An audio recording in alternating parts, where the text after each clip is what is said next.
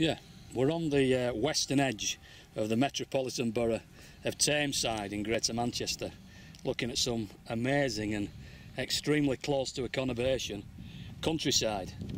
And of course, countryside close to a conurbation is infinitely more valuable, especially when it's the size and nature of a beautiful area like this, than an area in the middle of nowhere. So we're literally a few miles from the centre of urban Manchester. In a minute, we're going to have a look at the proposed route of the on-off Mottram By-Pass, which goes through right through the heart of this area.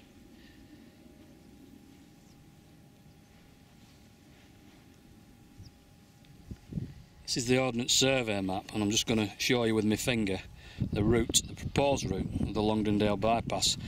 Now, we're starting from the end here. The blue bit there is the top of the M67 near Hattersley.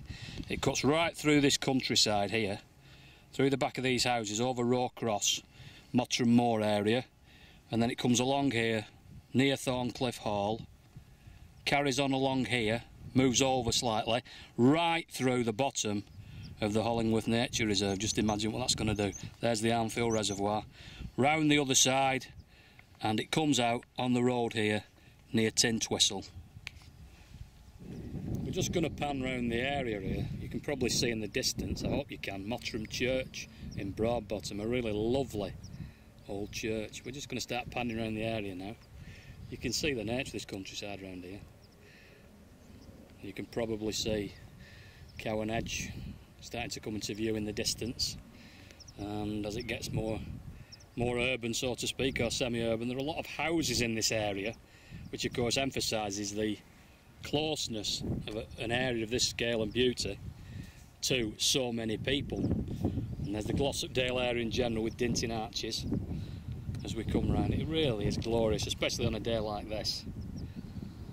And you can probably start to see Armfield Reservoir, and to the left of it the very lovely Hollingworth Nature Reserve, where the bypass will go right between the middle and through the bottom of the nature reserve. And beyond the reservoir is where the bypass finishes in Tintwistle.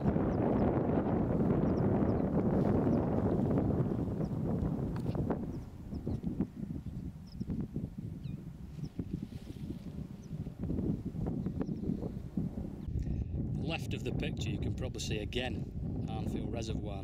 Just to the right there's a large white articulated lorry going along the A628 Woodhead Road, which is of course the route that is going to be bypassed. Now, there's no question this is a busy road, and particularly in the Hollingworth area and Broadbottom and Mottram, it does inflict itself upon the locals at peak times.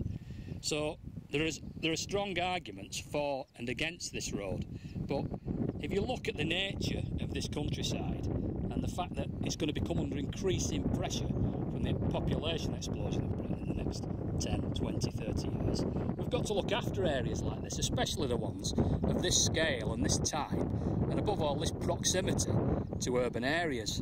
And although I do sympathise, and I think any reasonable person would, with the traffic problems that these people have got to endure, you simply cannot compare that with the destruction, which is what it would be with an enormous bypass cutting straight through this area, the destruction of an area like this.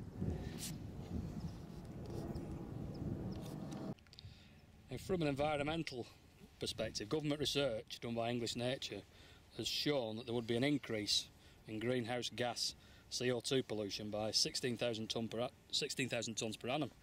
That'd be 9% more. Some of it would probably be offset by, you know, tree planting, possibly up to 7%. The actual expenditure so far is possibly, the definite figure is 19.6 million, but that was 2 years ago. And as you can see, the amount of work done is zero. The estimated total cost of the bypass originally was 184 million.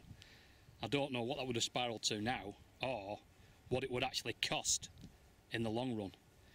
In conclusion, areas like this belong to everyone, and locally and indeed nationally they're highly important and will become increasingly important in the future. And if it goes, it will be permanently destroyed under concrete and noise. We must stop that, and we must protect areas like this for future British people.